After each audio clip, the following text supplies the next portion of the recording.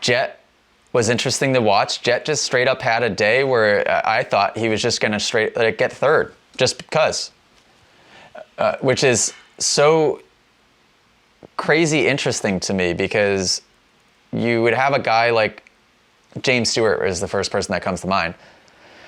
Fastest person that we've seen in a long time, same with Jett, but wouldn't only go out there to win the race. That was the only goal, was to go out and win the race. And at least that's what it seemed. Where Jett, it couldn't be any more the opposite. His goal is to win the championship. It literally, I don't think it matters if that meant going out and getting third every single race, if that's what he was given on that night. He was just riding. Yeah. The one race he got third, could he have caught the guys? Sure. But like, he was just cruising. It's funny to have a guy when you're surprised he gets third. Like when Jett got third that second moto and nothing went wrong, it was a little weird. Yeah.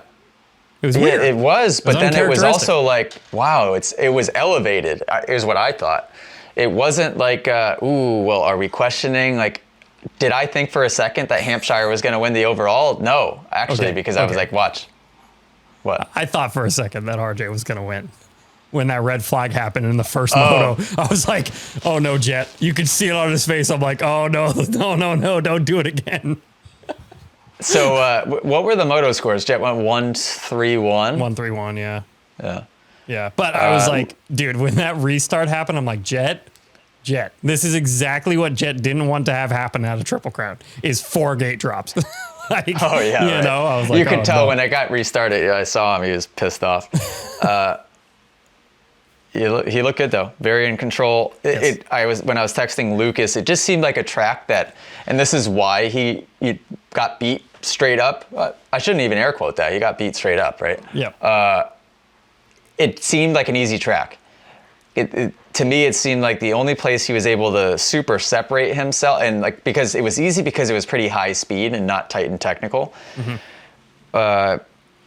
The only place he was really able to separate himself from the other guys were the whoops.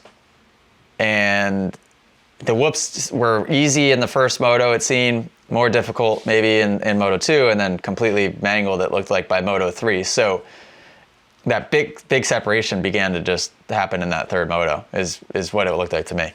If you guys enjoyed this podcast clip and you want to listen to full episodes, go download them. Spotify, Apple Podcasts, and I think that's it. Go download them there, give them a listen. If you want to watch full episodes, which I tell you what, it's even better to do that, go to club.themotoacademy.com, because Moto Academy subscribers inside of the app have exclusive access to watch the entire episodes. And not only that, the subscribers actually can send in their questions to be answered on the podcast as well. Club.themotoacademy.com. Go subscribe.